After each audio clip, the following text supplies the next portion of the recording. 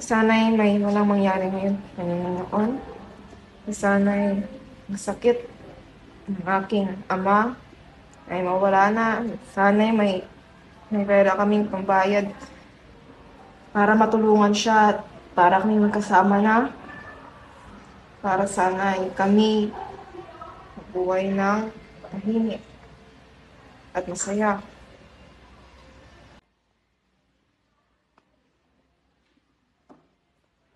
Nanay, tatay, gusto ko tinapay, ate, kuya, gusto ko kape. Lahat ng gusto ko ay susundin nyo. Ang magkamali ay bibig ko.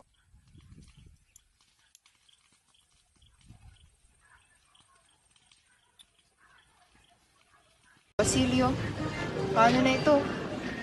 Maraming pambayad sa aming mga pangangailangan. Ang aming mga inupahan. Paano na yan? Ganong kahalagang pera. Saan yung makakarap ng ganun?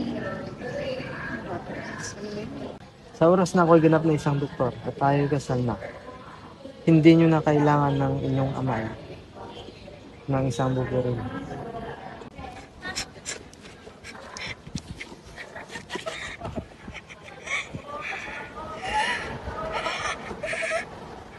Pag uwi ni Ama, pakisabi na po na natuloy ako sa pagpasok sa eskwela. Marunong magsalita ang aking amo ng wikang Kastila, kaya tiyak na natututo ako sa pinakamurang halaga. Mag-ingat ka, Apo. Paalam.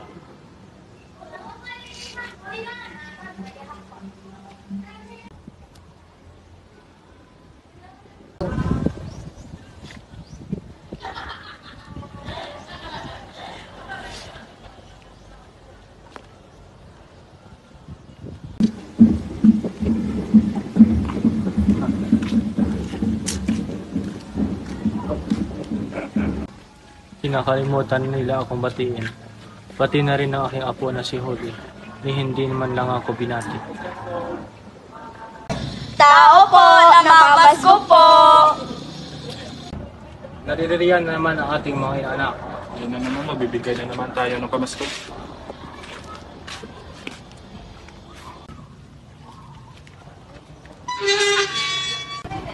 Mano po, Ninong? Ito pala yung akin.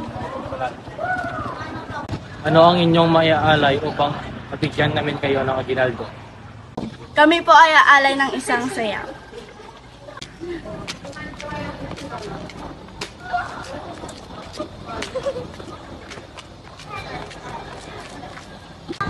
Ito ang aming aginaldo. Pasko na naman, panigurado, may natanggap na mga aginaldo ang ating mga anak. Oo nga, marami na naman tayong pera. Ayan na pala sila. Nay, ito na po yung nakuha naming mga aginaldo.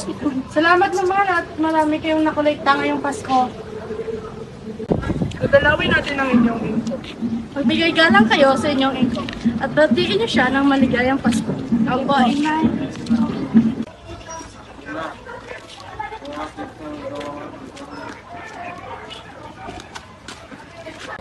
Maligayang Pasko po, Iko.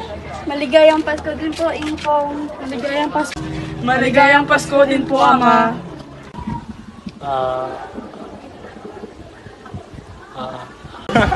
Wala na, pipi na yun. Oo nga, napiti na nga siya pa. Matanda na kasi.